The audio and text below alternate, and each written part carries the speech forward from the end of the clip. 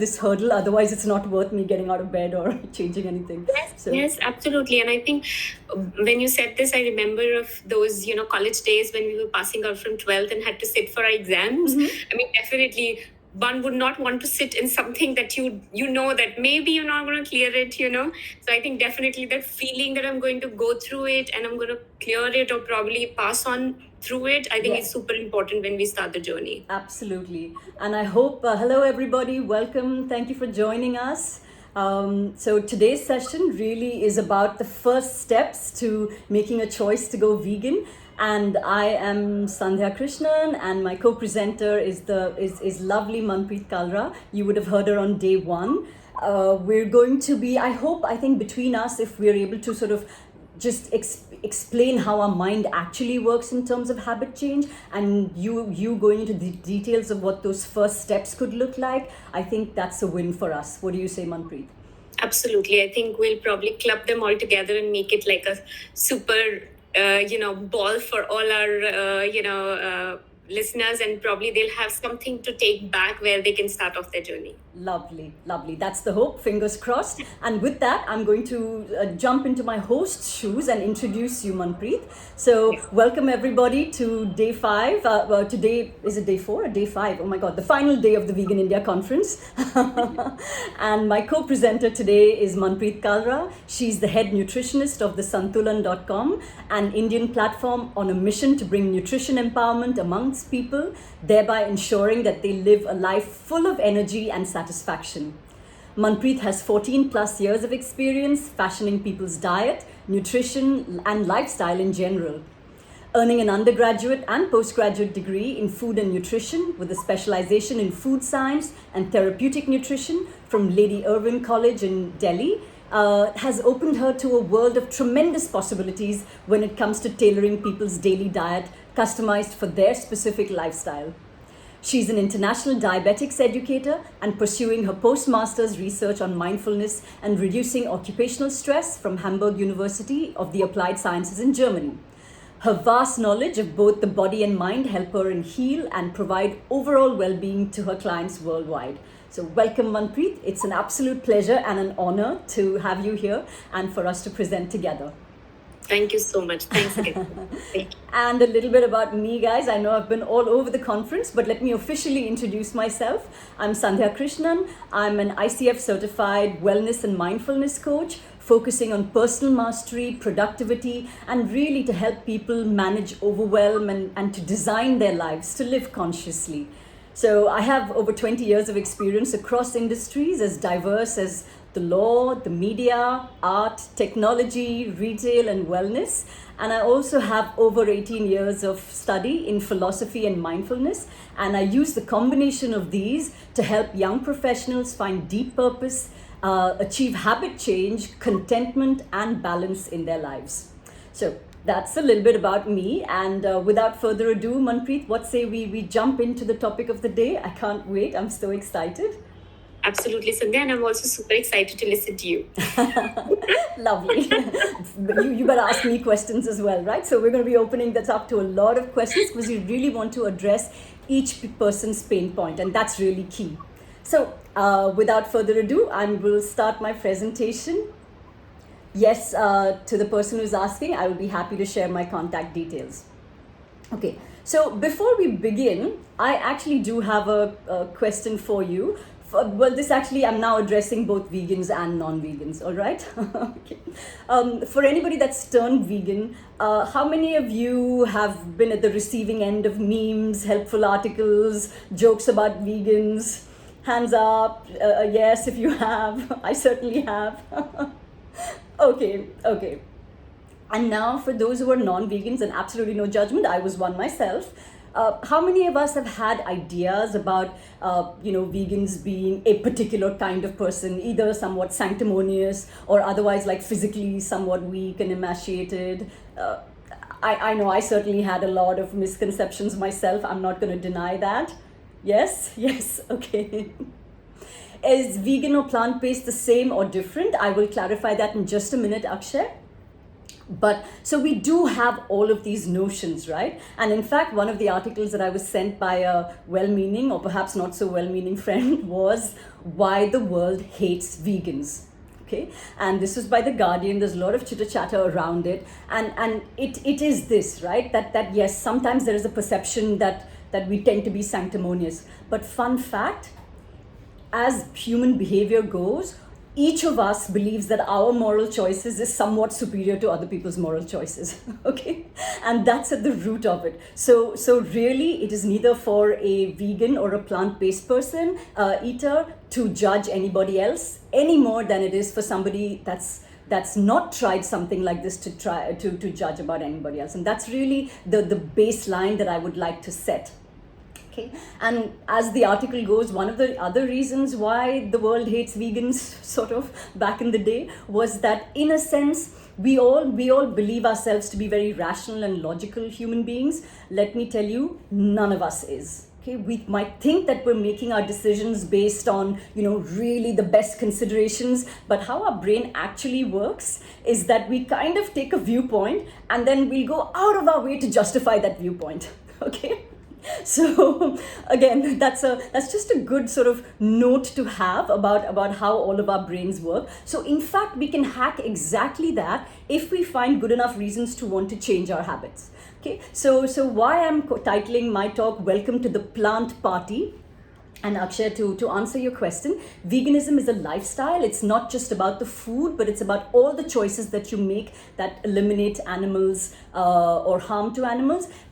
Plant-based eating is really a person who eats plant-based food. Now, these might be whole plant foods, like natural foods. It could be, factory-created foods. We'll talk about the pros and cons, a little bit about all of that. But above all else, what I would like to say is that if you are uncomfortable with labels, you don't need the labels. If you feel like any kind of habit change is about drudgery and pain and torture, that is what I hope to dispel in today's talk. And we are going to I would like to invite you to the plant party. Okay, so here we go.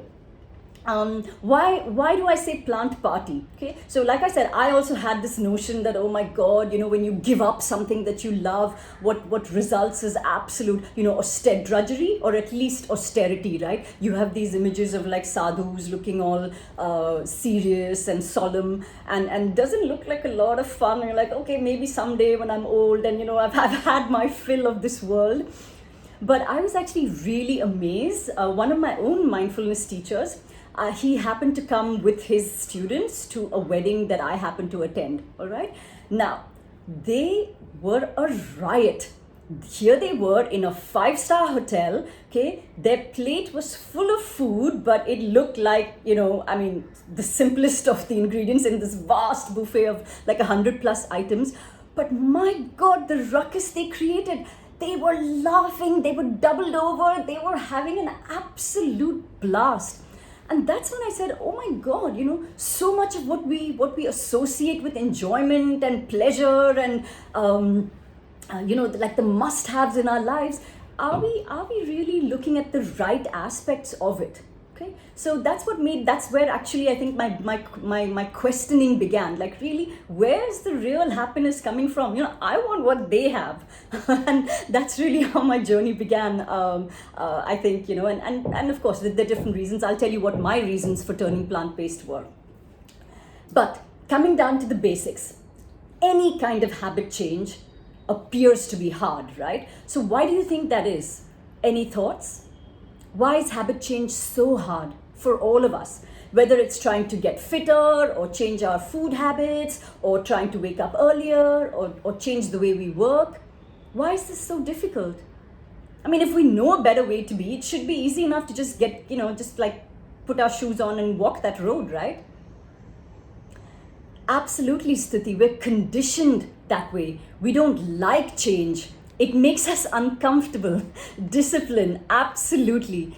That's and somewhere the thought that maybe what we were doing was wrong. Okay, so wrong is a judgment statement, but you're absolutely right. We're constantly judging each of our actions, right? So if we had to take that part of it outside, it's exactly this: automatic behavior. Okay, so much of our life, again, we might think that we are very thinking and critical and, top of the food chain kind of animals, but we are actually animals.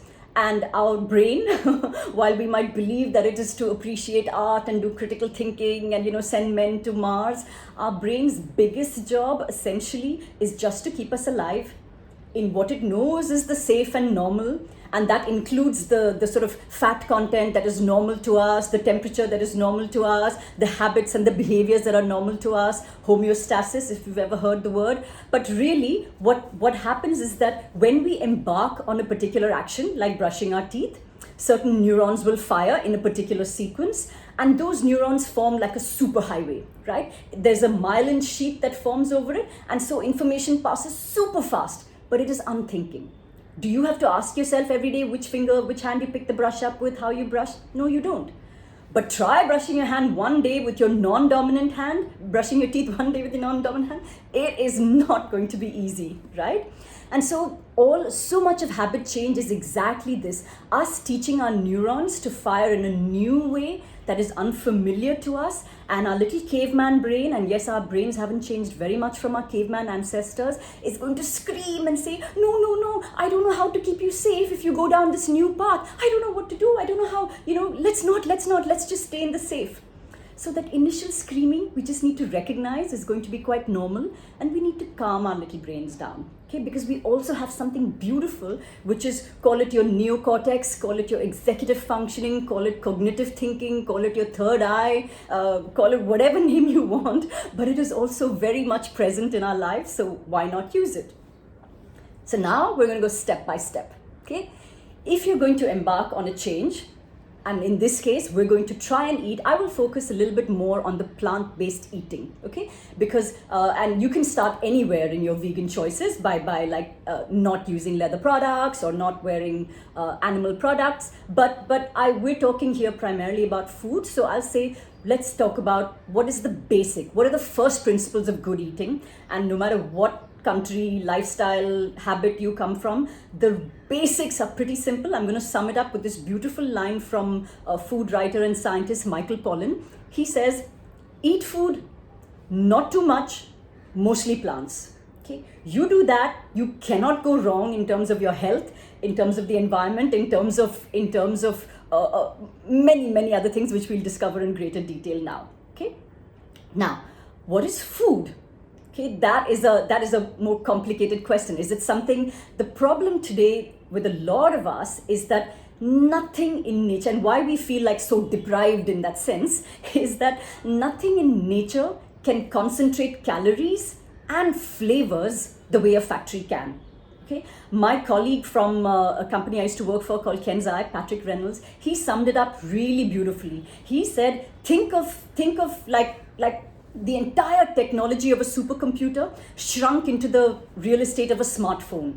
Okay, that's kind of what processed food and factory foods do. Okay, there's all of these. Probably one of the most calorie dense foods in nature is the coconut, right? And we heard from Dr. Vinita Shah that please eat coconut even if you're on a calorie deficit diet. It's no problem.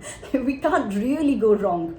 But the minute we go, and this is no judgment of it, again, always remember that you have a choice. Okay? And we make the choices based on where we are and where we'd like to go. And that's really the crux of what this talk is about. The first step to habit change is really about finding your why. And don't let anybody shame you, judge you, or try and decide on your behalf for this. Always remember that there is power in owning your choice. And I will say this, that even if you feel helpless, do know that it is a choice that you are making to be helpless in that moment. That just means that it's the consequence of the choice that you don't want to pay. So every choice you make will have a consequence. There is a cost to pay, and we're either prepared to pay it or we're not. So once you know it, there's no judgment. It's like, okay, this is going to be really painful and I simply cannot take this on right now. I'm not going to do it. Yes, am I prepared to pay the cost for it? Whether you are or not, my friend, we will have to. So we just need to accept that. Then a lot of the drama and the confusion in our head sort of goes out of the window. Okay, so first step, you need to choose why you want to go vegan or plant-based. Is it for the environment? Is it for ethical considerations? Is it for your health? And each of these choices could have a different path. All right. So in my case, it was primarily health. I will say that was my entry point, although eventually they all get affected, right? I have both my grandmothers lived well into their 90s, but there was such a stark difference, and they were both pretty much the same age. They were great friends, but they lived their last few decades so drastically differently. My maternal grandmother spent like her last 3 decades almost in various stages of being an invalid and with multiple health conditions, losing her mind to dementia, and her body had completely broken down. My paternal grandmother had 2 rules that she lived by. She lived on a sort of higher, she lived sort of like on a house that was up a hill. She was like, I'm only going down these steps walking or, flat out cold, right? Not in a wheelchair. And second rule was, she was like, until the day I die, I would like to be washing my own bed sheets. Now go figure, I don't know why it was bed sheets, but I presume it's one of the more tougher things to wash if you've ever tried it. It is exhausting, but that was her rule. And let me tell you, till the morning that she had a heart attack and just lay down in bed and pass away, she was well and truly capable of washing her own bed sheets. And I was like, wow, I want to be like that. And that was my why. And I'm going to show you now how to use your why, how to plumb that to give yourself a strong purpose, right? So again, non-judgment of anybody else's choices, right? If I had to choose the environment, let me say that one of the worst things you could possibly do for the environment is to actually, in terms of carbon footprint, is to actually have kids. And I have 2 kids. So who am I to sit here in sanctimony and say, oh, look, I'm vegan, I'm in a position to judge you, right? I have one of the worst environmental crimes on my hands. So find your why. Next step, and this is really, if you follow this is what the path looks like, right? We all think that, okay, now I know I'm going to do this. I've watched Game Changers. I'm going to turn vegan overnight. And yes, this is my straight up path. Sorry. Like I said, that caveman brain is going to scream and shout. There are going to be hurdles in your way. There's going to be your environment that's not going to support you. They're like, why? Are you crazy? You will get, where you get your protein from, and all of these questions that we've heard over the last so many days. And so think of the path really as a winding road, but also that there's going to be no pot of gold at the end of the rainbow. Well, actually there is, meaning that as you live this lifestyle, you will get better health, you will be contributing to environmental sustainability, you will be more ethical. But unfortunately, that little caveman brain can't really see all of those benefits right now. Okay, our caveman brain is only interested in immediacy. What you see is all there is. And that's what it's going to focus on, which is why it is so hard for us to make these decisions, right? So think of it simply as a road that you're going to walk on, not the straight and narrow. It is going to meander. So start with, I am here. This is who I am. This is my circumstance. See the dream. This is why I'm undertaking this new path. All right? I need to prep for it. Any kind of change, any kind of new firing of neurons is going to take effort. Next steps, go ahead and take just the smallest step that you feel comfortable to take. I know that a lot of people talk about an all or nothing, I turned vegan overnight.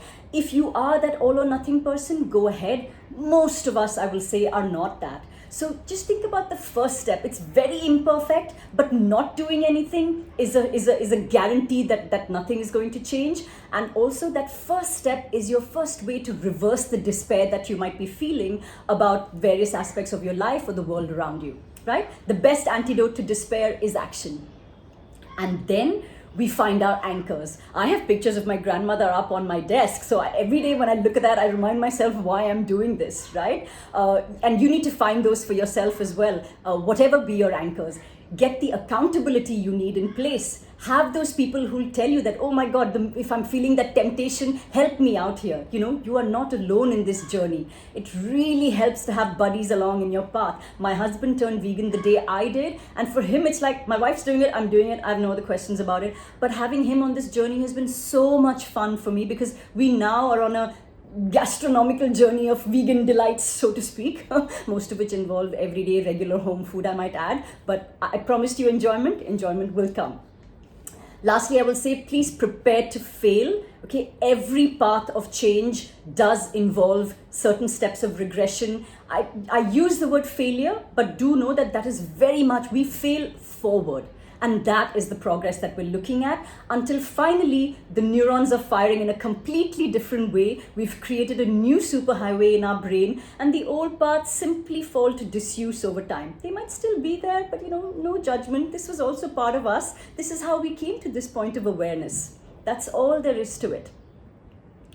There is one point that I wanted to raise, which was the matter of taste. Okay, so we are so attached to the idea of taste. Oh, I'm a foodie. I can taste the subtle flavors of triple layer chocolate sundae, blah, blah, blah.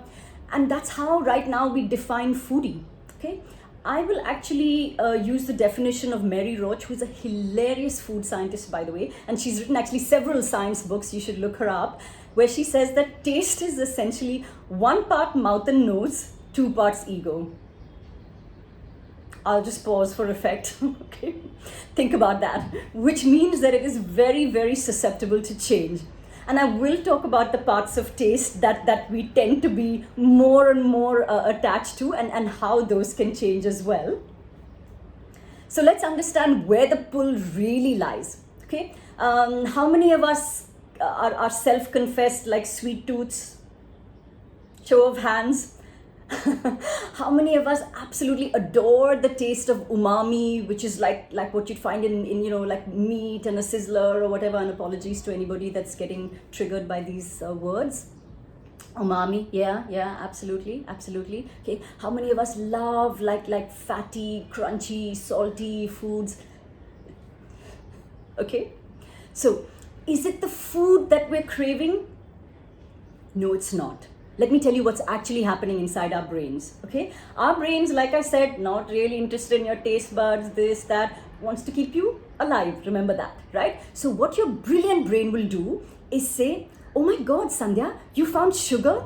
I'm going to convert that into glucose. That means you can survive another day. Good girl. And it's going to reward me with dopamine. And I'll get a ping of pleasure. And I'm going to survive another day. I feel good. Okay. Oh my God, I found umami. Brain is going to say, good girl, Sandhya, you found a rich source of protein. That means that I can keep you alive for another day. Congratulations, here's your reward, dopamine. And so on and so forth. Okay? And what we do is we become addicted. Love sugar? Yes, so does a rat. Love your umami? Yes, so does a cat. Okay? So that's all there is to it. And a lot of research, there was research that talked about how, if we manage to create the dopamine in other foods, and if we can recreate that feeling of pleasure, let's pick that food. Yes, if you're addicted to the dopamine, then your next best step is to pick is less harmful version of dopamine, right? But do know that dopamine chasing just makes you a rat, going from one place to another place, chasing the next high.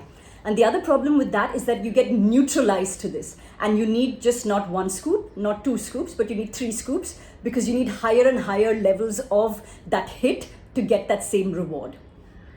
And finally, and that's where the attachment develops, and finally, all of media, there isn't very much money to be made in saying, please buy this tomato. It is a superfood. It will get you the best of health. Do it today. You don't see a lot of that in the media. Where's the money to be made? In making you buy products which are made in a factory, which have a lot of money and artificial, like I said, all of this concentration behind. Now, no judgment of the brands that are exhibiting here. Everybody's doing their dharma. They are helping us. We make our choices, but the choice lies always with us. So if you're being sold something, 2 questions to ask yourself is, what is the real cost that I'm paying? The real cost. And 2, who's making money out of this? Somebody's usually making money out of this. Okay. What we misunderstand, we think it's going to take willpower. Okay. Willpower is finite. It's essentially, from a neuroscience perspective, it's essentially just our body budget, which gets replenished on a daily basis. And all of the hundreds of decisions that we make and the things that we have to do deplete it. Do I watch Netflix? What do I wear today? What do I have to do? Do I do this task first? Now do I exercise? Do I do this? All of these. So if you rely on willpower, and especially at the end of the day when it's depleted and you're like, now do I order from Swiggy or Zomato? By then your brain is like, oh God, not another decision. Now do I pick vegetarian or do I pick non-veg? By then you're like, oh my God, let's just don't think anymore. Are you seeing what's happening there? So what else works, right? Rewards, gamification, they work. It's another dopamine hit again. But in food, it's like, between ordering that chicken tikka masala and between getting a star or a flash on an app, I don't know how well that works. By the way, Zomato also will give you those stars and flash. So, try beating that one in terms of rewards. And finally, morals. This is a bit of a conflicting one, but I'll separate morals from values. A lot of things we do because we feel we ought to be doing or we should do them, and that creates like this tussle and push and pull within us, and it just adds to our anxiety, which will in turn make us choose poorer food choices, and it ends up in misery for us. Okay? Instead, what I will invite you to do is to look for deeper sources of happiness. Okay, we think of like our body being us, and so we buy things, we feed ourselves things, we assault our senses with visuals, with sounds, with Netflix, with so many things. But all of these pleasures are fleeting. They do not last more than 5 seconds. I'll invite you to try and remember the meal that you had last night. You may have enjoyed it like crazy in that moment, but today, if I asked you, did you enjoy it? You're like, oh yeah, whatever. And so where does our pleasure really lie? Where does happiness really lie? Had a conversation with a friend yesterday, still feeling good about it, that you reconnected after 10 years? Had a discussion with a colleague about like a new way to build a product. How many months is that going to keep you excited for? Had thoughts about some purpose that you want to fulfill in this world, intellectual, that can drive you for years and years and years.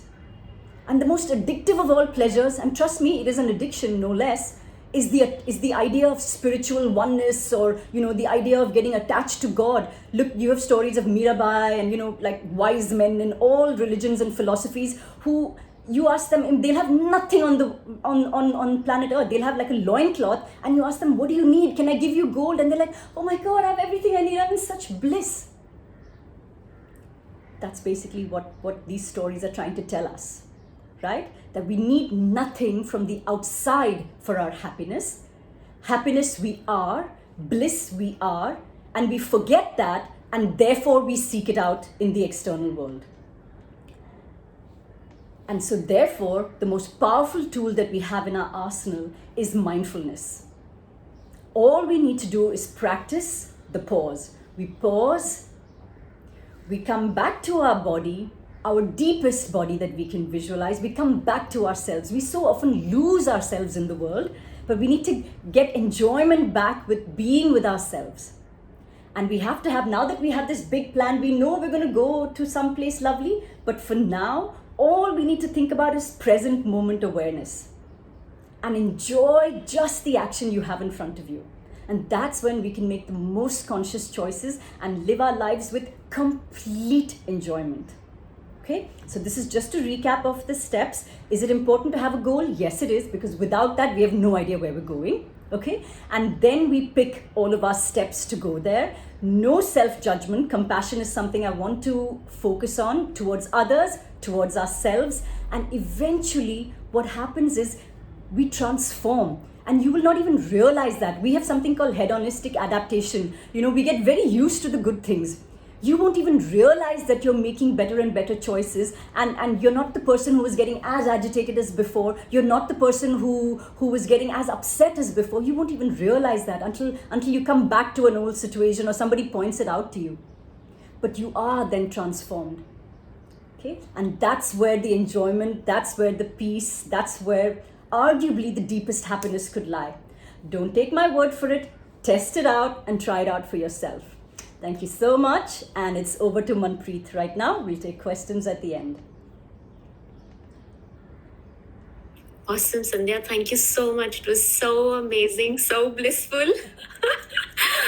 Really, and I think, of course, all the participants as well. I was also looking to the chat box, and I think I'm sure, like me, everybody has enjoyed your talk so much. It was wonderful, enlightening. I mean, for me as well. So thank you so much for your. Pleasure. And I'm looking forward to yours, where we get down to the basics. So tell us our next steps, Manpreet. Perfect. All right. I just share.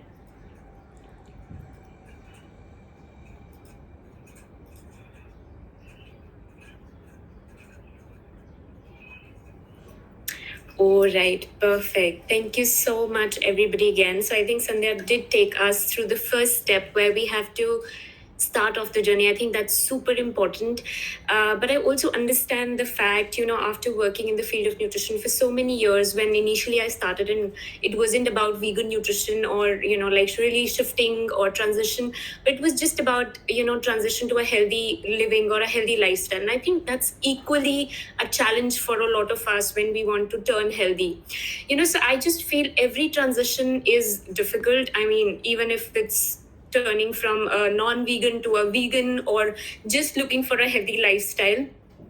And I feel definitely you need a lot of courage from inside to start, but a coach is super important, somebody to hold your hand when you don't know about a lot of things, and you can probably go up to them and ask what they need to do. Or if you have somebody who can really call you up every week and ask you how you're doing, I think it's super easy. I mean, of course, I'm into the field of nutrition, but I also need my own coaches to, for example, for my spiritual journey. And I think it's super easy and it's super enlightening at the same time when you have somebody to help you. So I definitely encourage all of you to have somebody who can help you go through this journey and hold your hand, so that like those first few steps are important. Like, I have a small kid. I remember when he started walking, I think it was just the first initial steps that he really needed his parents, and then now he's running and enjoying. And I think it's with all of us as well.